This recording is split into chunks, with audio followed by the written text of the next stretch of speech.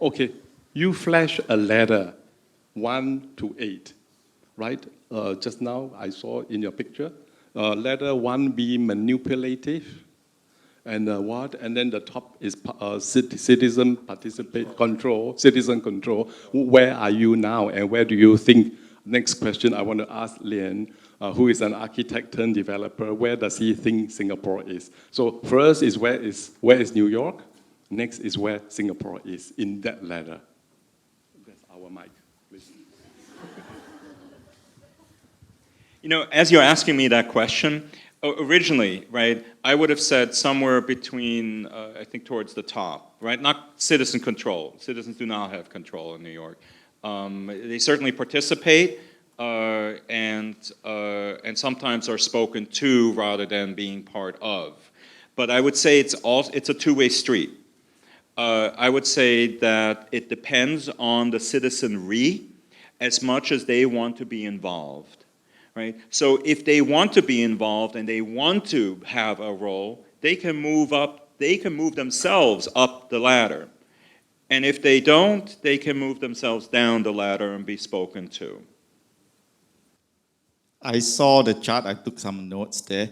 At the bottom is non-participative, at the center is tokenism, at the top is citizen power.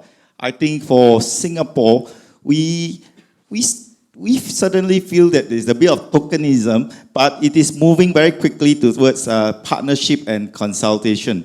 You know, and you can see consultation growing at the industry level at the first cut. I mean, William and me sits in some of these URA, SIP, SIA radars. All the guidelines are sometimes browsed through together with all the industry players to see the implications and to get some buy-in. So I would say there's consultation. Do we have a vote? No. Do we have an influence? Yes.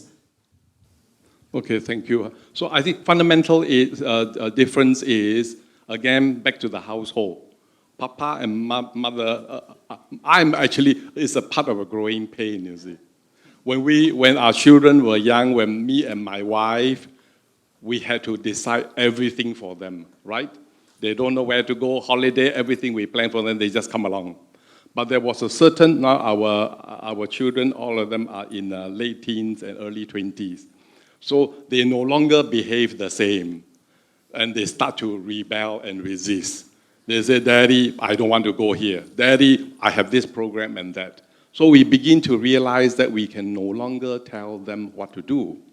They have already grown up, and it's time to listen to them. What would you like to do for the next holiday?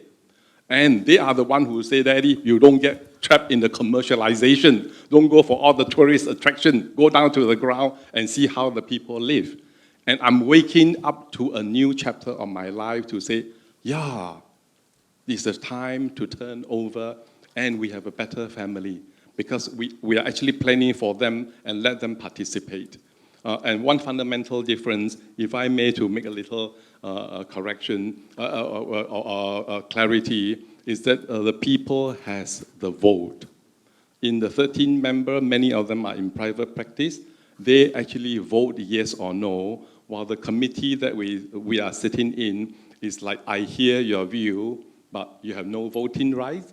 And whether I want to accept your opinion or not is up to the authorities' purview. So I think we must understand the fundamental difference.